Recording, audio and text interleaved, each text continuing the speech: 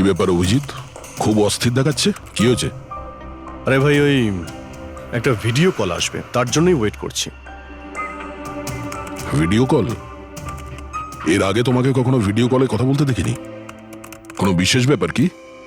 আরে ভাই, তুমিও না প্রত্যেকবারই। আরে তেমন কিছু নয়। আরে আমাদের কেতনবাবু ছিলেন না, ওই ক্রাইম ব্রাঞ্চের।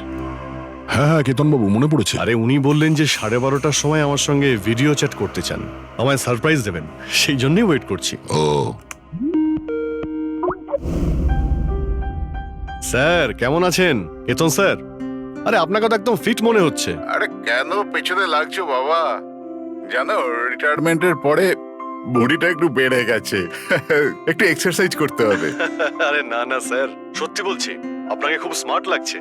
হ্যাঁ, আচ্ছা এটা বলো, তুমি তোমার বিয়ের কার্ড কবে পাঠাচ্ছ? আরে স্যার, আপনিও না। দেখুন স্যার, আপনি সিনিয়র, আপনি আগে করবেন, তারপরে আমি করব। আমি লাইন ভেঙে আগে কি করে যাব স্যার? হ্যাঁ, আরে ভাই, নতুন বাড়ি কিনেছি, ব্যাস ওরে বাড়ির মালকিনও চলে আসবে, না হলে এই বয়সে আর কে মেয়ে দেবে বলো? আরে স্যার, আশা নিয়েই আমরা সবাই বেঁচে আছি। কোথায় বাড়ি কিনেছেন আপনি? ফার্ম হাউস নিয়েছি ওয়াসিতে। হ্যাঁ, চলে এসো রোববার, একসাথে লাঞ্চ করব। অবশ্যই স্যার, অবশ্যই যাব। এখন তোমাকে আমি এই ঘরটা দেখাচ্ছি, দেখো ঘরটা কেমন দেখতে। এই যে দেখো,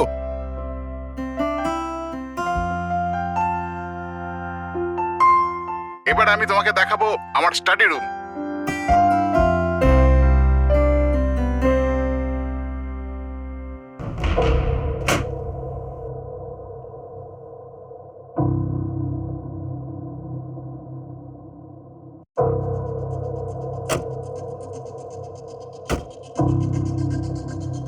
অভিজিৎ, এবার দেখো, দেখাচ্ছি তোমাকে দারুণ জিনিস, ফার্স্ট ক্লাস।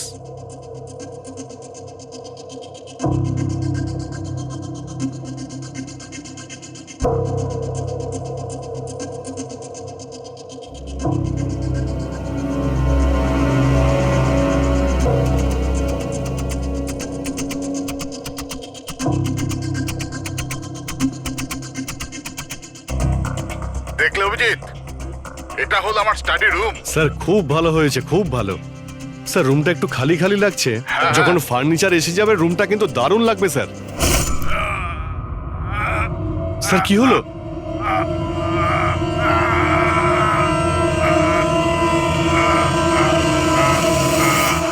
ও নো স্যার! কি আরে হয়েছে? ভাই, স্যারকে কেউ ছুরি মেরে দিয়েছে। ছুরি মেরে দিয়েছে? কোথায়? কে মেরেছে ছুরি? বুঝতে পারছি না। কিন্তু তুমি তো ভিডিও চ্যাট করছিলে ওর সাথে, না? হ্যাঁ করছিলাম, কিন্তু হঠাৎ করে এই ছুরি কোথা থেকে এলো আর কিভাবে ওনার লাগলো কিছুই বুঝতে পারলাম না। কি?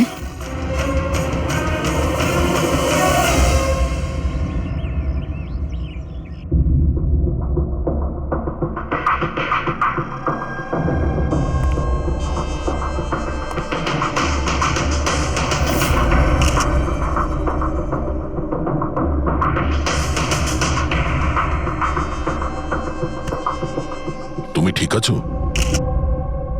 হ্যাঁ ভাই, বুঝতে পারছি না এসব কি করে হয়ে গেল। স্যার স্যার কেতন স্যার তো 100 জনেরও বেশি আসামিকে জেলে পৌঁছেছেন। হতে পারে ওদের মধ্যেই কোনো একজন আসামি এই সব করেছে। হ্যাঁ, কিন্তু কিভাবে, কখন? কেতন স্যার আমার সঙ্গে কথা বলছিলেন, এইখানে বসেছিলেন, ওনার পিছনে কেউ ছিল না। তাহলে হঠাৎই ছুরিটা কে মারলো আর কিভাবে মারলো? তুমি একদম শিওর যে ঘরের মধ্যে আগে থেকে কেউ ঢুকে বসেছিল না? আরে না ভাই, কেতন স্যার ভিডিও চ্যাটে উনি পুরো রুমটা দেখাচ্ছিলেন, আমরা কথা বলছিলাম, আর রুমটা দেখো, এখানে কোনো জায়গাই নেই, সবকিছু তো খোলা, কেউ কোথায় কিভাবে লুকোতে পারে? তুমি বলেছ যে তোমার সামনেই কেতনবাবু দরজা খুলে ভেতরে এসেছেন। হ্যাঁ, উনি এই দরজাটা খুললেন, ভিতরে ঢুকলেন, আর উনি দরজাটা বন্ধও করেছিলেন। তাহলে তো পরিষ্কার ব্যাপার, খুনি এই ঘরের মধ্যে আগে থেকেই ছিল, পরে আসেনি। আর সেটাই তো ভাই আমি দেখতে পেলাম না কেন? আরে আমার কথা ছাড়ো, ইনি কেন দেখতে পেলেন না? স্যার, এই রুমটাতে আসার আর কোনো রাস্তা নেই, এই দরজাটা ছাড়া। জানলা টানলা কিছুই নেই। পুরবি, এই রুমটা আবার ভালো করে চেক করো। কোনো না কোনো গুপ্তগত হতেই হবে এই রুমের।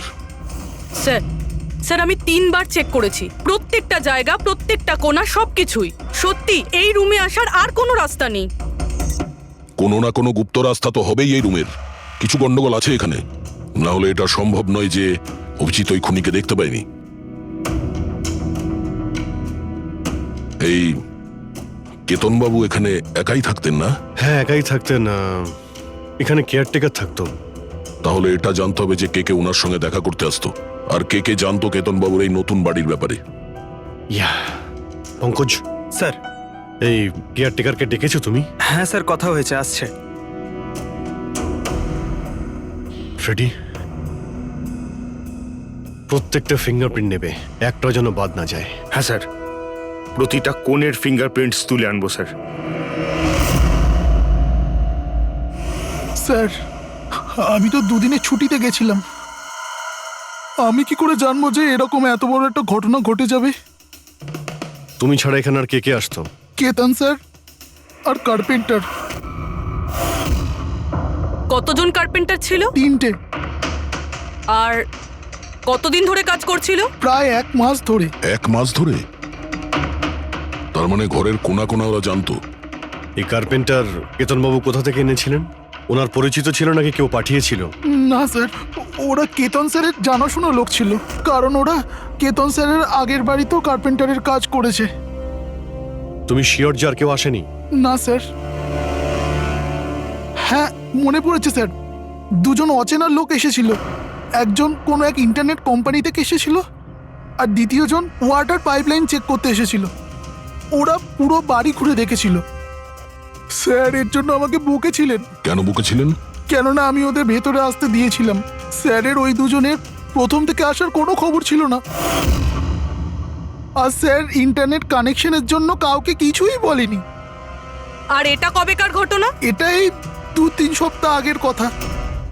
ও, মনে হচ্ছে এই দুজনেই কোনো গন্ডগোল করেছে। আচ্ছা, 5 বছর আগে তোমরা যখন এই কেসটা সলভ করেছিলে, তখন কেতনবাবু ছাড়া এই টিমে আর কে কে ছিল? আমি, পুরবী, কেতন স্যার আর মহেন।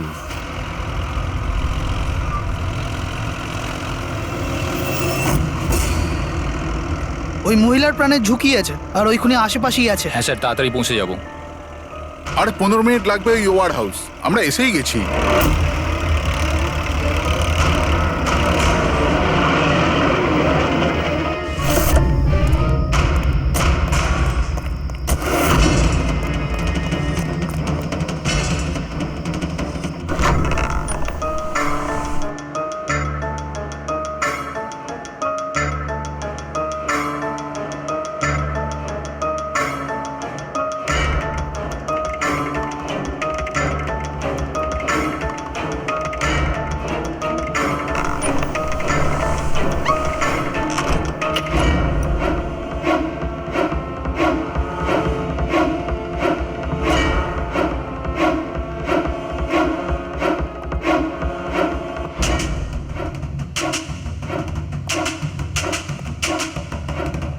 স্যার, এখানে তো কোনো মহিলাকে দেখতে পাচ্ছি না, আর ওই অপরাধীও নেই। ওটা কোনো মিথ্যে কল ছিল না তো? কোনো কারণ তো হবেই যে কেউ আমাদের ফোন করে এখানে ডাকলো, আর সেই কারণ এই আশেপাশেই আছে।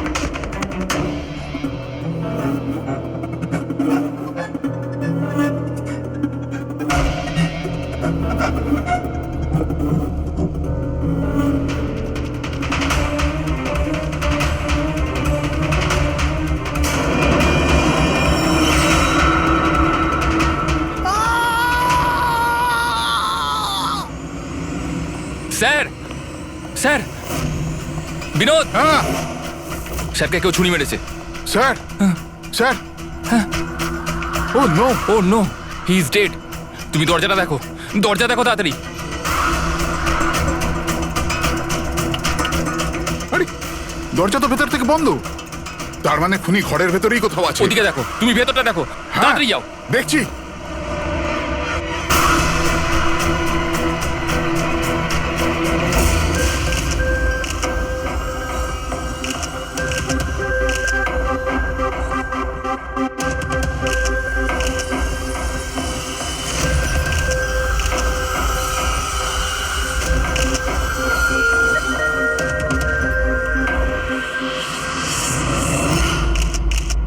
তাহলে এখানে কেউ ছিল না? হ্যাঁ, স্যার সত্যি বলছি, এখানে মেহেন স্যার আর আমাদের ছাড়া আর কেউ ছিল না।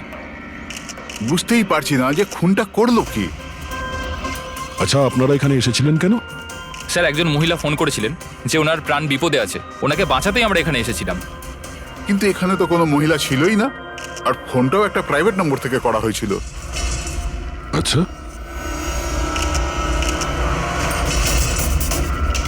এগুলো একটা ষড়যন্ত্র, প্ল্যান করে করা ষড়যন্ত্র।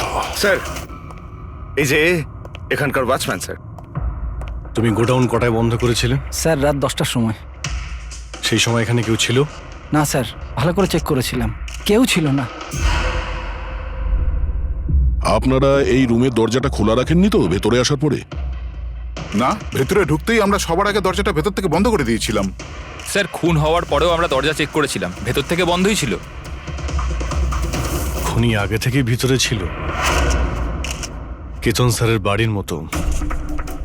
একটাই দরজা যেটা বন্ধ ছিল, আর কোনো জানালা নেই। তাহলে খুনি গেল কোথায়? স্যার আবারও একজন এমন অফিসারের খুন হয়েছে যাকে আমরা চিনি। আমার মনে হচ্ছে খুনিকে আমি চিনি। অভিজিৎ, তুমি কি করে খুনিকে চিনবে? তুমি তো দেখোইনি খুনিকে বার। বুঝে গেছি স্যার, আপনি কার দিকে ইঙ্গিত করছেন।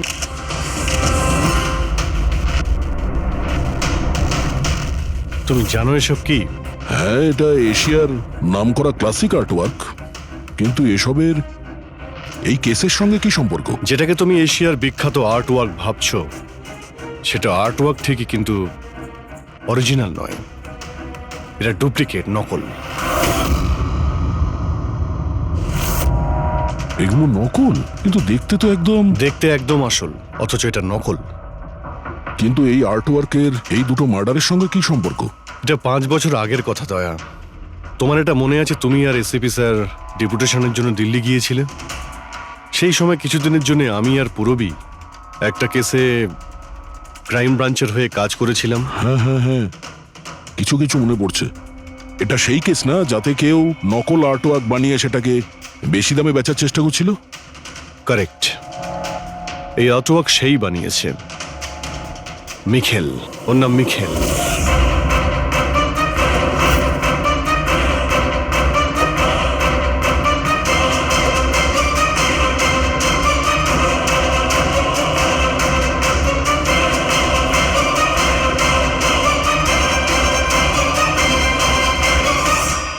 এমনটা নয় যে ওর প্রতিভা বাকি শিল্পীদের থেকে অনেক কম ছিল, তবে সত্যি কথা বলতে ও ওদের থেকে অনেক বেশি ট্যালেন্টেড ছিল। আর সেই জন্যই হয়তো ও একদিন ভেবেছিল যে অরিজিনাল পেন্টিং তো সবাই বানাতে পারে, কিন্তু অরিজিনালের মতো সেম কপি বানানো সবার পক্ষে সম্ভব নয়। আর এই কাজে এত টাকা ছিল যে ওর আসল পেন্টিং বানানোর কোনোদিনও প্রয়োজনই হয়নি। ও কোটি কোটি টাকা ইনকাম করেছিল মহান আর্টিস্টের অরিজিনাল পেন্টিংয়ের নকল পেন্টিং বানিয়ে। আর ওর কাজ এতটাই ভালো ছিল যে কেউ বলতে পারতো না যে পেন্টিংটা আসল না নকল। অনেকবার তো 30-40 বছরের আগের ক্যানভাসের পেন্টিং করেছে ও, অথচ সেটা কারো পক্ষে ধরাই সম্ভব ছিল না। কিন্তু একদিন পরিস্থিতি এমন হলো, অনেক আর্ট প্রেমী যখন কোটি কোটি টাকা লস করলো, তখন ক্রাইম ব্রাঞ্চ মিখেলকে ধরার দায়িত্ব আমাদের 4 জন অফিসারকে দেয়। কেতন স্যার, মহেন, পুরবী আর আমি। মিখেলকে ধরা এত সহজ ছিল না, কিন্তু কথায় আছে না, পিঁপড়েকে ধরতে হলে মিষ্টির ব্যবহার করতে হয়। আর এই পিঁপড়ের মিষ্টি ছিল ওর পুরনো ক্যানভাস আর সেই কেমিক্যাল যেগুলো ও ব্যবহার করত 200 থেকে 250 বছরের পুরনো পেন্টিং তৈরি করতে। আমরা সমস্ত আর্ট গ্যালারি আর দোকানে নজর রাখতে শুরু করে দিই যেখানে এইসব জিনিস পাওয়া যেত। যারা এই সমস্ত জিনিস কিনতে আসতো তাদের পুরো ঠিকুজি কুষ্টি পার করতাম আমরা।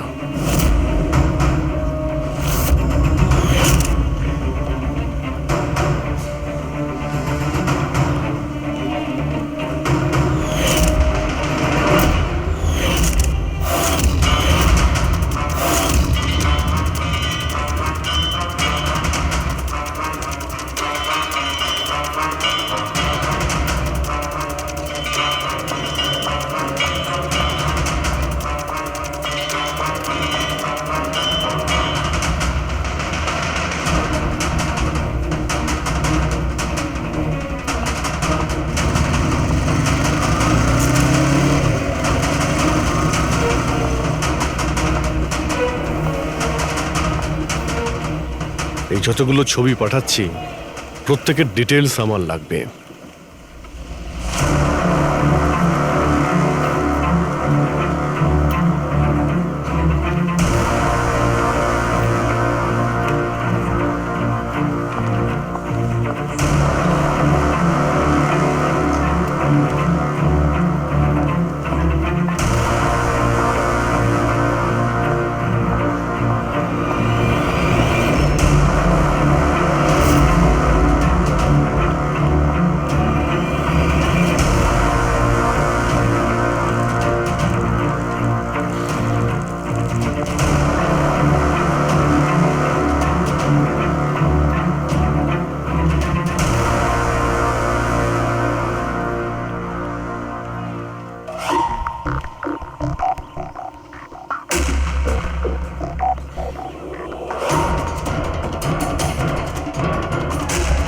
আর তারপরে 1 সপ্তাহ পরে আমরা এমন একটা মেয়েকে দেখলাম যে জিনিসপত্র তো কিন্তু তার কোনো আর্ট ব্যাকগ্রাউন্ড ছিলই না।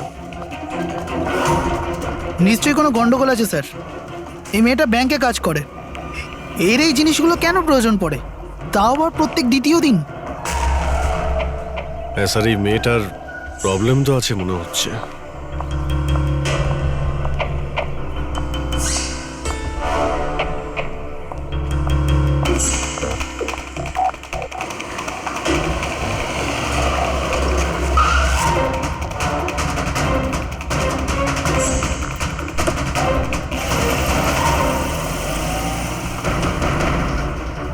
এই মেয়েটার একটু গন্ডগোল আছে, ওর পিছু নাও, দেখো কোথায় যাচ্ছে।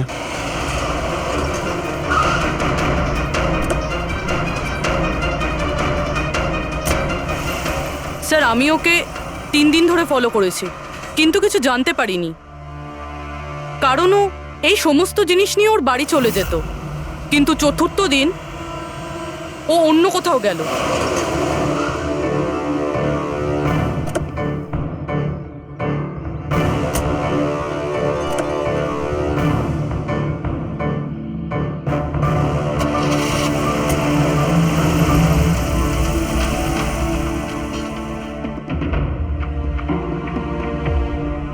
নিখিল, নিখিল, নিখিল, নিখিলও না, এখনো লাঞ্চটাও করেনি।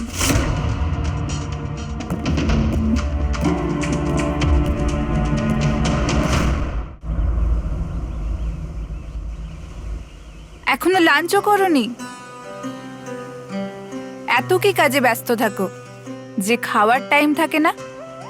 তোমায় দেখলেই তো আমার পেট ভরে যায়। জানো, বেবিকে মাখন লাগানোর না, এটা অনেক পুরনো আইডিয়া।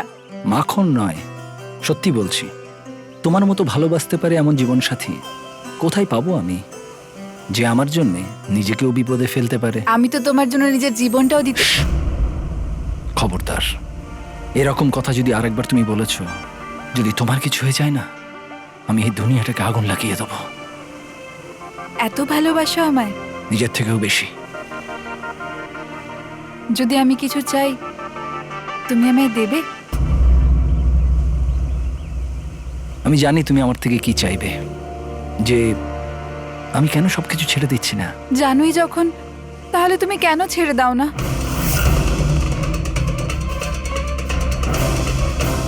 শীতল, মানুষের জীবনে দুটো নেশা হয়, আমার ভালোবাসার নেশা তুমি পূরণ করো, আর আমার দ্বিতীয় নেশা শিল্পীর, যেটা আমার কাজটাকে পূর্ণ করে। এই দুটোর মধ্যে একটাও যদি আমার থেকে দূরে যায় না, তাহলে আমি অসম্পূর্ণ থেকে যাব। আর আমি চাই যে ইতিহাস আমায় সব থেকে ভালো স্বামী আর সব থেকে ভালো আর্ট চোর হিসেবে মনে ব্যাস রাখে। Mikheil,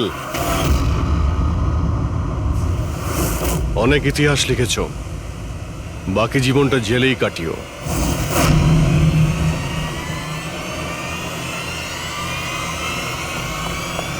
Mikheil,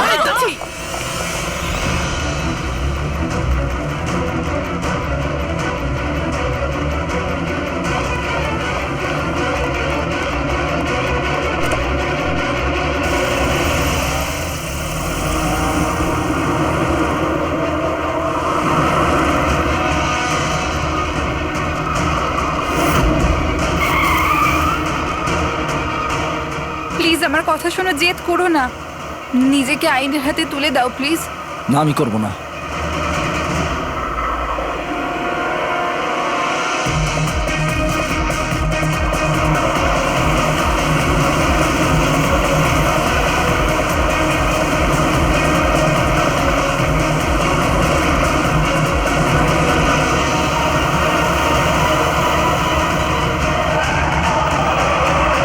Nikhil!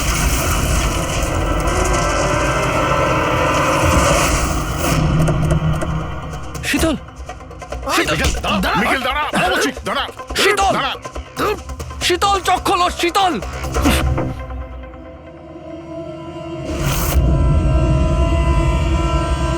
She is dead sir. তোমাদের জন্য আমার শীতল আমাকে ছেড়ে চলে গেল। ছাড়বো না আমি তোমাদের। তোমার স্ত্রীর মৃত্যুর জন্য আমরা দুঃখিত, কিন্তু তার জন্য দায়ী আমরা নই, তুমি। না তুমি অপরাধের রাস্তায় হাঁটতে, আর না তোমার পাপের শাস্তি তোমার স্ত্রীকে ভোগ করতে হতো। কাজের শাস্তি কে পাবে এটা ভবিষ্যৎ বলবে। ওর 5 বছরের শাস্তি তো এতদিন শেষ হয়ে গেছে, কিন্তু ওর স্ত্রীর মৃত্যুর প্রতিশোধের আগুন হয়তো ওর মনের ভিতরে এখনো জ্বলছে। মানে কেতনবাবু আর মেহেনের পরে ওর টার্গেট এখন পুরবী আর তোমার ওপর। কারেক্ট। কিন্তু স্যার, ও এসব করছেটা কি করে? কারণ নজরে পড়ছে না কেন? এবার এই রহস্যের পর্দা তো মিখেলই তুলতে পারবে। ও তোমার আর আমার কোনো ক্ষতি করার আগে মিখেলকে আমাদের ধরতেই হবে। স্যার, স্যার কেতন বাবুর বাড়ি থেকে যে ফিঙ্গারপ্রিন্টসগুলো পেয়েছিলাম, ওটা কারোর সঙ্গে ম্যাচ হয়েছে? স্যার ওই ওয়াটার পাইপলাইনে যে কাজ করে সে নির্দোষ হলেও যে লোকটা ইন্টারনেটের কাজ করে সে খুব গোলমেলে। এই ইন্টারনেটের লোকটা কে? Sir Ramen sir. Sir sir পুরনো পাপি স্যার, এই তো 6 মাস আগে ও অথর রোড জেল থেকে ছাড়া পেয়েছে স্যার। Arthur road jail? ওই মিখেলকে তো ওই জেলেই রাখা হয়েছিল। তার মানে ওই জেলেই এই অপরাধের প্ল্যানিংটা করা হয়েছিল, মিখেল আর ওই রমন জব মিলে নিয়ে। তুই নিশ্চয়ই আবার জেলে যেতে চাইবি না? না স্যার, আমি দ্বিতীয়বার জেলে পাঠাবেন না স্যার। যদি আজ আমি মিখেলকে না পাই তাহলে তোকে এখানেই পুঁতে দেবো। না স্যার, মিখেল আমার সাথে এখানেই দেখা করতো, এখানেই দেখা করতো, আমি সেখানেই নিয়ে যাচ্ছি আপনাদের। আমার মিখেলকে চাই, ব্যাস। হ্যাঁ স্যার, ওখানেই নিয়ে যাচ্ছি আপনাদের।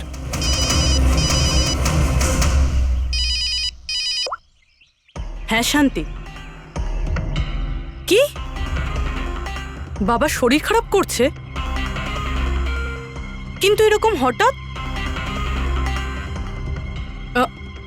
আমি তো কেসের ইনভেস্টিগেশন করতে এসেছি। কি হয়েছে? স্যার ওই বাবা একটু অসুস্থ হয়ে পড়েছে। ওই শান্তি নার্স যে আমার বাবার দেখাশুনো করে, সেই ফোন করেছিল। ঠিক আছে, তুমি যাও, আমরা দেখে নিচ্ছি। কিন্তু স্যার। যাও, আর কোনো প্রয়োজন পড়লে ফোন করবে।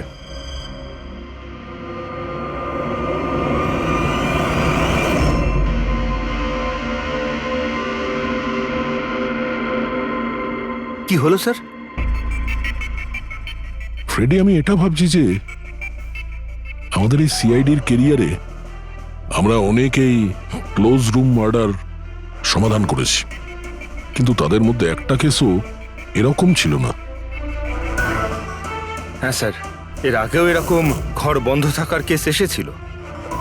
কোথাও না কোথাও তো গোপন রাস্তা খুঁজে পাওয়াই যেত খুনির আসার এবং যাওয়ার জন্য। হ্যাঁ, হয়তো রুমের মধ্যে কোনো গুপ্ত পথ থাকে, না হলে রুমের মধ্যে কোনো রাস্তা বানানো হয় খুন করার জন্য। কিন্তু এখানে না তো কোনো গুপ্ত রাস্তা আছে, না রুমের মধ্যে কোনো গন্ডগোল করা হয়েছে, না। আর এই খুনি এমন যাকে দেখাই যাচ্ছে না। স্যার, আমার তো ভেবেই কিরকম মাথাটা ঘোরা শুরু হয়ে গেছে। খুনিকে দেখা যাচ্ছে না কেন? অনেক বছর আগে আমি একটা সিনেমা দেখেছিলাম যেখানে হিরো একটা গ্যাজেট লাগিয়ে অদৃশ্য হয়ে যেত, কিন্তু ওটা তো সিনেমা ছিল না স্যার। হ্যাঁ, ওটা তো সিনেমা ছিল, কিন্তু এটা তো বাস্তব জীবন। স্যার, কি ভাবছেন আপনি? এটাই ভাবছি, এর মধ্যে কোন জিনিসটা আমি বুঝতে পারছি না।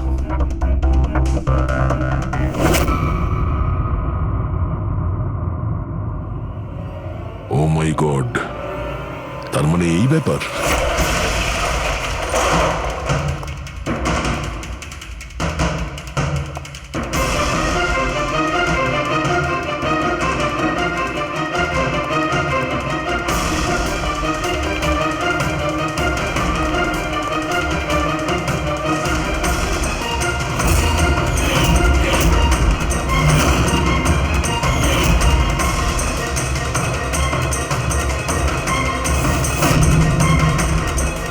অনেকদিন ধরেই আমাদের চারজনকে ফলো করছিল, আর তুই ওকে হেল্প করছিলি এই সমস্ত কাজে। হ্যাঁ হ্যাঁ স্যার।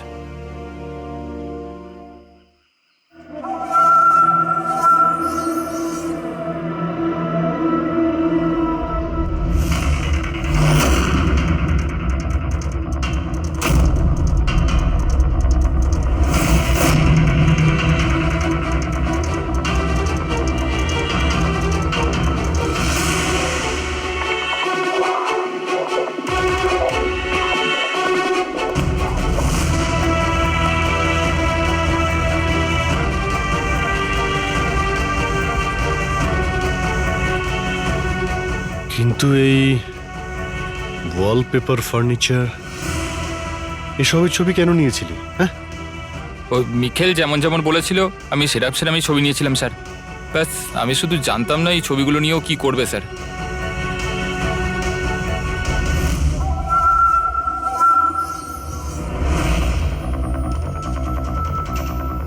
তাহলে কি এই ছবির মধ্যেই লুকিয়ে রয়েছে খুনের রহস্য?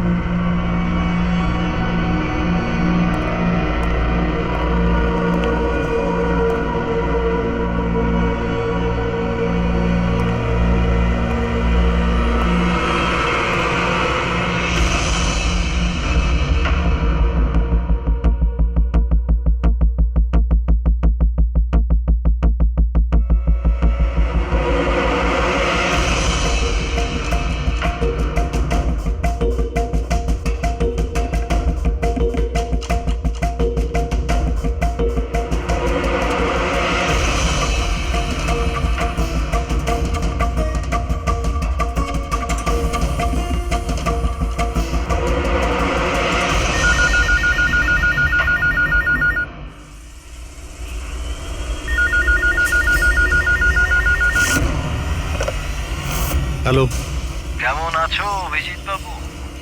মিখেল। এই ব্যাপার, এতদিন পরেও তুমি আমার গলার আওয়াজ ভুলোনি। এমনিতে আমি জানতাম যে তুমি আমার বাড়ি পর্যন্ত নিশ্চয়ই পৌঁছবে। ইন্টেলিজেন্ট তুমি, কিন্তু সরি, তোমাকে স্বাগত জানাতে আমি বাড়িতে ছিলাম না। তোকে স্বাগত তো জানাবে সিআইডি, যখন আমরা তোকে আরেকবার ধরে জেলে নিয়ে যাব। জেল তো আমি তখন যাব না যখন তোমাদের নজরে আমি আসব। তার আগে এই ধাঁধাটা তো সমাধান করো যে আমি তোমাদের এমনিতে নজরে কেন আসছি না। কি হলো, কি ভাবনায় পড়ে গেলে? আমি জানি তুমি ইন্টেলিজেন্ট, কিন্তু এতটাও ইন্টেলিজেন্ট নও যে এই কেসটাকে সমাধান করো। কেসটা তো তোমার আর পুরবীর মৃত্যু। রক্ত দিয়েই শেষ হবে। মিখেল, রাগ নয় অভিজিৎ বাবু, রাগ করে কেন নিজের বিপি বাড়াচ্ছ? চলো একটা ছোট্ট তোমায় হিন্ট দিয়ে দিই। আমায় তুমি সেখানেই দেখতে পাবে যেখানে এই গল্পের শুরু হয়েছিল, যেখানে শীতলকে তুমি আমার থেকে ছিনিয়ে নিয়েছিলে। পুরবি মারা যাওয়ার আগে তো নিশ্চয়ই পৌঁছতে পারবে। মিখেল, মিখেল, হ্যালো পঙ্কজ, তুমি এক্ষুনি পুরবীকে ফোন করো, ওকে বলো বাড়িতে থাকতে, বাইরে বের না হতে। ও কি হলো স্যার? আচ্ছা, আমি যেটা ভাবছি সেটা যদি ঠিক হয় তাহলে জানা যাবে যে খুনি এগুলো কিভাবে করলো। কিভাবে? আশ্চর্য তো, বাবা তো পুরোপুরি সুস্থ আছে, তাহলে তাহলে শান্তি ফোন করে আমাকে ডাকলো কেন? আর নিজেও তো বাড়িতে নেই। ফোন করলাম, ফোনটাও ধরছে না।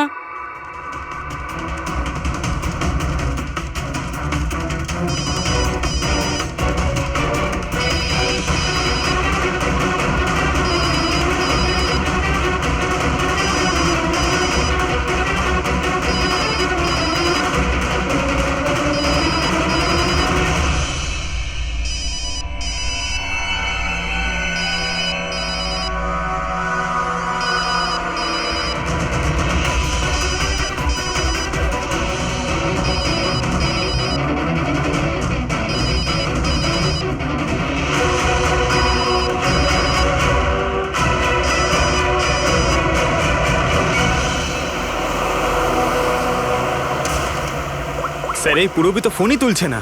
কি ফোন তুলছে না? কোনো প্রবলেম নেই তো? স্যার মিখেল ওর কাছে পৌঁছে যায়নি তো? হতে পারে ওই যে ফোনটা এসেছিল ওর বাড়ি থেকে ওর বাবার শরীর খারাপের ব্যাপারে, হতে পারে ফোনটা মিখেলই করেছিল। স্যার পুরবির কিছু হবে না তো? আশা করছি আমরা সময় মতো পৌঁছে যাব। যদি পুরবীর কিছু হয় তাহলে না,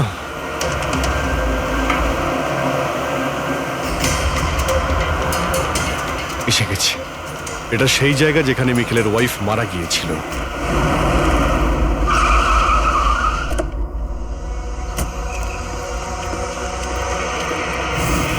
পুরবী!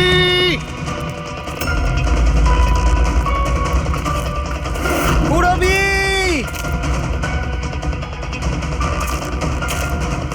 পুরবী! পুরবি! ওই দিকটা দেখো।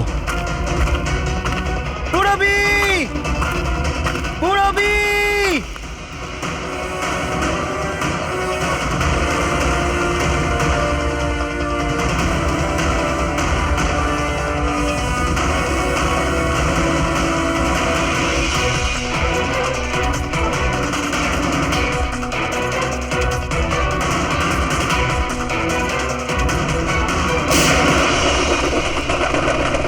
পুরবি!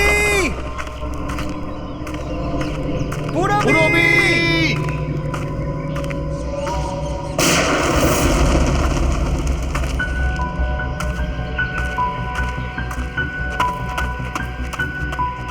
স্যার হ্যাঁ পঙ্কজ, জানি না স্যার কে গুলি চালালো।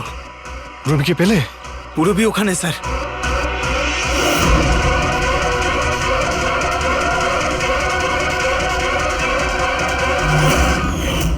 ও নো! পঙ্কজ, অ্যালার্ট থাকবে। আমাকে কভার করো, আমি যাচ্ছি পুরবীর কাছে।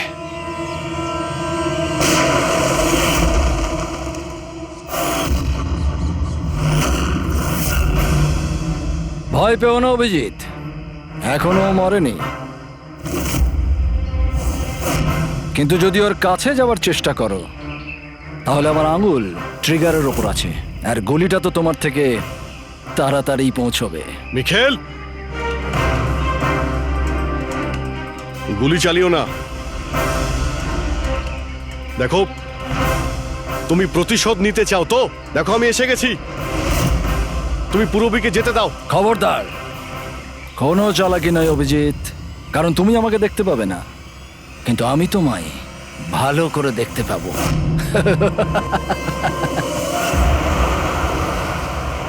অভিজিৎ, আমার কথা মন দিয়ে শোনো, তুমি একদম রিয়াক্ট করবে না। তুমি এই মিখেলকে দেখতে পাবে না। তুমি আর কেতনবাবু, ওকে কেতনবাবু স্টাডি রুমে দেখতে পাওনি। মাহান ওকে আর্ট ওয়্যার হাউসে দেখতে পাইনি। পূরবী নিজে ওকে ওর ঘরে দেখতে পাইনি। কেন? কারণ ওকে দেখা সম্ভব নয়। ও যেখানে যেখানে অন্যায় করে সেখানকার কোণে কোণে ও লুকিয়ে পড়ে।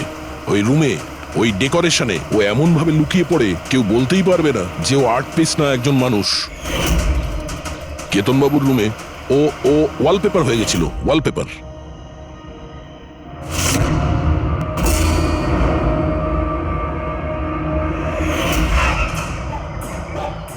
আর মেহানের ওই ওয়্যার হাউসে ও ও পোর্ট্রেট হয়ে গেছিল।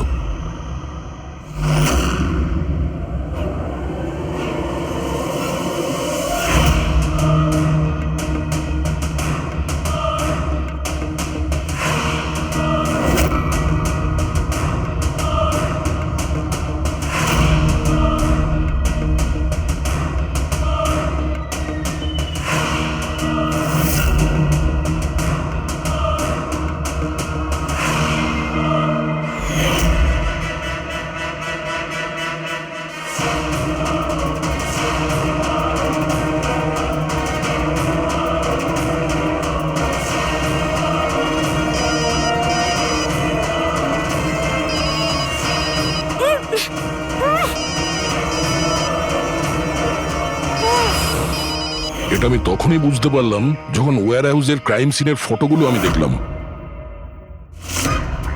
তখনই আমার নজর ওই পোর্ট্রেটের আঙুলের ওপর গেছিল।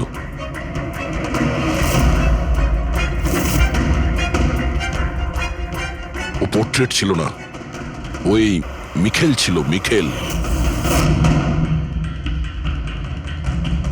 ওকে দয়া, পঙ্কজ সাবধানে, পঙ্কজ সাবধানে, জঙ্গলে লুকিয়ে আছে। পঙ্কজ, তুমি এখানেই থাকো, পূরবীর দিকে নজর রাখবে। মিখেল, আমরা কিছুই করব না, আমরা এখান থেকে চলে যাচ্ছি।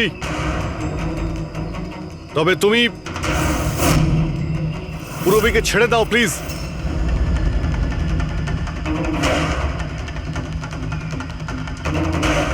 দেখো, এসব করে আর কোনো লাভ নেই।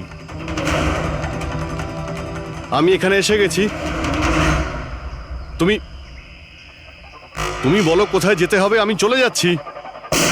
বাস, আগে এগোবে না অভিজিৎ, আমার সাথে গেম খেলা বন্ধ করো। ঠিক আছে, ঠিক আছে, গুলি চালিয়ে কোনো লাভ নেই, আমরা এখান থেকে চলে যাচ্ছি। কিন্তু তুমি তুমি কি চাও মিখেল? যা কিছু হয়েছিল সেটা সেটা তো হয়ে গেছে, কিন্তু এসব করে তুমি কি পাবে? হ্যাঁ,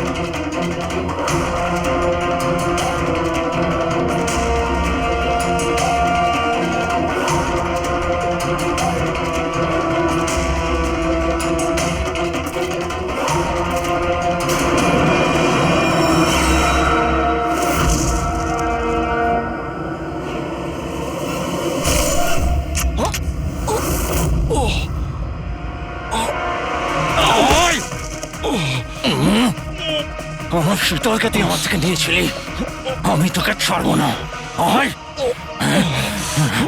আমার শীতলকে দূরে করেছিলি।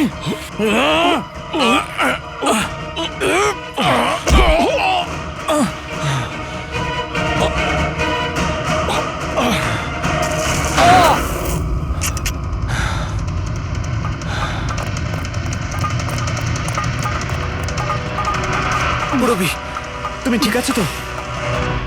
তোর আসল জায়গা জেলে, আর এইবার তুই বাইরে আসবি না, সোজা ফাঁসিতে ঝুলবি। আমার বউয়ের জ্বলন্ত চিতা দেখে আমি শপথ নিয়েছিলাম যে যতক্ষণ না তোমাদের চারজনকে আমি শ্মশানে পাঠাবো, না বেঁচে থাকবো না মরবো। দুজন তো গেল, এখন তোমরা দুজন বেঁচে। তোমাদের আইনকে বলো যেন শক্ত থেকে শক্ত জেল বানায়, কারণ এবার কোনো জেলই তোমাকে আমার থেকে বাঁচাতে পারবে না। ঠিক আছে, চলো নিয়ে যাও একে। চল চল।